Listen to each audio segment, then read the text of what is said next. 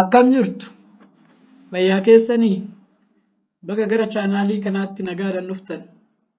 Chaanaalii kana irratti barnoota herreegaa sadarkaa tokkoffaa eegalee haala baay'ee salphaa ta'een dhiyeessuun yaalaa na hordofaa.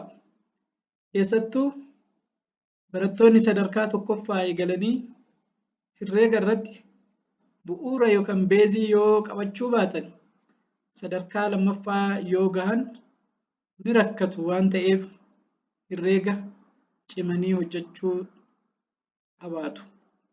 Chaanaalii kana yoo seeraan hordoftan maatiinis ijoollee haaluma salphaan gargaaruu ni dandeechu. Barattoonnis yeroo gabaabaa keessatti jijjiirama ni fidu jedheen yaada. Barnoonni herreegaa barattootaaf waan hunda.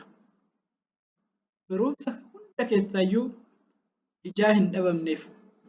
Kanaaf herreega yoo jaalattan, yoo hojjettan barnoota hunda caala salphaa kan ta'ee fi kan itti bashannantanidha. Kanaaf viidiyoo kana seeraan hordofaa. Dhumarrattis laayik, sabiskiraayibii gochuudhaan barattoota biraa bira akka ga'u gochuu hin dagatinaa. Kutaa tokkoffaa keessatti ida'uu ilaalla. Lakkoofsa ida'uu. Lakkoofsota ida'uun jechuun lakkoofsa lamaa fi sanaa ol ta'an walitti ida'uu jechuudha. Haala kamiin idaanaa kan jedhu lakkoofsa salphaa ta'e yookaan fakkeenya salphaa ta'e irraa kaanee waliin haa ilaallu. Fakkeenyaaf duwwaa ida'uu baa walqixa ta'a bakka duwwaa yoo jenne baan lakkoofsa kamiyyuu yoo ta'e duwwaa irratti yoo baa idaane deebiin isaa maal ta'a? Mee fakkeenya fudhannee haa ilaallu. Fakkeenya baan 5 yoo ta'e duwwaa ida'uun 5 meeqa ta'a? Duwwaa ida'uun 5 ta'a jettanii jirtuu? Eeyyeen. Fakkeenya lammaffaa mee haa fudhannu. Baan 10 yoo ta'e duwwaa ida'uun 10 meeqa ta'a? Duwwaa ida'uun 10 ta'a jettanii jirtuu? Sirriidha. Kanaaf akkuma waliigalaatitti lakkoofsa feeneyyuu fuunee duwwaa irratti yoo idaane deebiin isaa lakkoofsuma irratti idaane sana ta'a.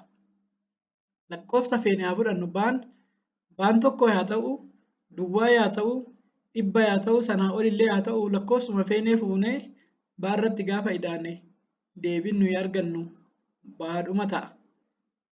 Mee gaafii lakkoofsa biroo fudhannee haa ilaallu. Fakkeenya biraa innaa idaanu tooftaa adda addaa fayyadamnee ida'uu ni dandeenya. Fakkeenyaaf fakkiiwwan adda addaa kaasnee yoo ilaalle asitti fakkii kana 3 kaasnee fakkii tokko as jiru kana walirratti idaanee deebiin keenya 4 ta'a. Kana jechuun 3 kana sammuutti qabattu tokkicha jiru kanatti idaatu 3 fi 1 4 nuuf ta'a jechuudha. Asitti tokko ni qabnaa. Asitti fakkii 2 qabnaa. 1 fi 2 yoo idaane meeqa ta'a jennee yoo fudhanne deebiin isaa 3 ta'a. Bakkees yoo wal jijjiirre 2 fi 1 walitti yoo idaane ammas deebiin isaa 3 ta'a. Asitti immoo 3 qabaannee asitti immoo 2 yoo qabaanne 3 sammuu keessatti qabanneet 3, 4, 5 ta'a. Deebiin isaa 5 ta'a jechuudha. Yeroo baay'ee yoo idaatan lakkoofsa guddaa sammuu keessatti qabadhaati lakkoofsa xinnoo itti ida'aa. Mee gaafiiwwan asii gadii kana maatii keessan wajjiniin hojjedhaatii ilaalaa. Fakkeenya 5 ida'uu 3 gaafa jettan 5 sammuu keessatti qabattaniit 5 itti idaatu. Ammas 3 ida'uu 5 jedha. Ammas as koottatii lakkoofsa guddaa sammuu keessatti qabadhaatii 3 itti ida'aa. Duwwaa ida'uu 8 jedha. Duwwaa ida'uu 8 sammuu keessatti qabanneet duwwaa irratti idaana. Gaafilee kana hunduma isaatu gaafii gugurdaa lakkoofsa gugurdaa sammuu keessatti qabadhaatii lakkoofsa xixiqqoo itti da'uudhaan shaakalaa. Herreegni yeroo baay'ee yoo shaakaltan yeroo baay'ee deebii sirrii argattu waan ta'eef nama gammachiisa. Kanaaf gaafilee kanaa fi gaafilee biroollee shaakaluu hin dagatinaa. Kan itti aanu mee lakkoofsa xiqqoo gugurdoo haa ilaallu. Lakkoofsa 10 da'uu 10 ammas fakkii kaasnetoo walittoo idaane akkuma duraa sana kana 10 amma ida'uu 10 yoo jenne walitti 20 nuuf ta'a. Mee amma immoo fakkii irraa gara gaafii xiqqoo akka cimuu hedduutti haa ilaallu. Fakkeenyaaf 12 13 ida'uu 12 13 fi 12 ida'uun fakkiillee kaasnee ni dandeenya salphaadha. Haa ta'u malee tooftaan ittiin idaanu haala kamiini kan jedhu mee waliin haa ilaallu.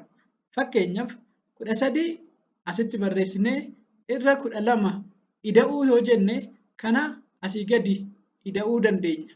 Dagaleettis ida'uu dandeenya, asii gadees ida'uu dandeenya. Kana gaafa idaanu calqaba jenneetuma 13 fudhannee 12 irratti ni idaanu. Calqaba dursa 3 fi 2 walitti idaana. 3 fi 2 walitti idaane 5 nuuf ta'a. Amma immoo deebinee 1 fi 1 walitti idaanaa deebiin isaa 2 nuuf ta'a. Kanaaf 13 ida'uu 12 deebiin isaa 25 ta'ee jechuudha. Gaafileen akkanaa kun warra haftee hin qabne, haftee jechuun 10 ol yookanii fi 20 ol 30 ol lakkoofsota ta'anii haftee hin qabne akkasumatti walitti idamanidha. Mee fakkeenyaaf lakkoofsa haftee qaban akkamitti idaana haa ilaallu. 25 ida'uu 27 jennee mee haa fudhannu. Isaan kanas 25 ida'uu 27 haala kanaan teechisuu ni dandeenya. Amma mee ilaalaa 5 fi 7 walitti gaafa idaane 5 fi 7 walitti gaafa idaane 7 sammuu keessatti fudhanneet quba keenya 5 7 irratti idaana. Yoo kana deebiin isaa 12 ta'a. 12 asitti hin barreessinu. 2 barreessan tokko qaba jenneet tokko mana fudhaniit geessina. 12 keessa 2 qofa barreessine tokko fudhannee garana dabarsine jechuun 10 fudhanneet as geessine jechuudha. Kanaaf tokko ida'uu 2 ida'uu 3 gaafa jenne deebiin isaa 5 nuuf ta'a. Kanaaf 25 ida'uun 27 52 nuuf ta'ee jechuudha. Isa kanarratti wanti yaadamuu qabu barattoonni yeroo baay'ee 12 jedhanii 2 barreessanii tokkotu na hafa kan jedhu sana yeroo baay'ee ni dagatu. Kanaaf tooftaa akkamii fayyadamneet herreegota akkasii sana walitti ida'uu dandeenya kan jedhu mee waliin haa ilaallu. Isuma kana 25 ida'uu 27 meeqa ta'a kan jedhuuf asitti wanta goonu ilaalaa. 25 kana fudhannee 25 jechuun 20 ida'uu 5 jechuudha. 20 asirraa kaasee 5 asirraa kaasee kana asitti fidi. 27 7 irraa kaasee 20 qofa hambisee asitti da'e. Kanaaf amma maal goonaa 20 fi 20 walitti idaana. 20 fi 20 walitti idaanu duwwaa ida'uu duwwaan duwwaadha. 2 ida'uu 2 4 40 nuuf ta'e. Amma immoo deebineet 5 fi 7 walitti idaana. 5 fi 7 walitti gaafa idaane meeqa nuuf ta'e? 12 nuuf ta'e.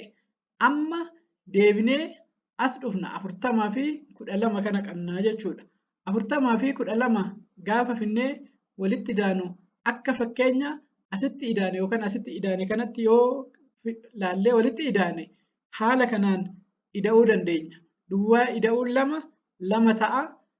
4 ida'uun 1 5 ta'a. 52 nuuf ta'ee jechuudha.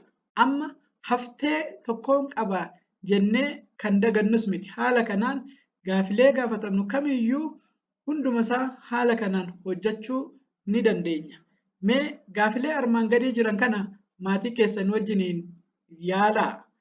Egaa herreega ida'uu irratti kanumaan xumurreet gaafilee ergaa gaafii biraa finnee gaafilee ciccimootti ceenee mana 3 mana 4 jennee kan ilaallu ta'a. Har'aaf garuu gaaffii ida'uu kanumarratti xumurra. Chaanaalii keenya laayikii, sabskraayibii gochuu hin dagatinaa. Galatoomaa.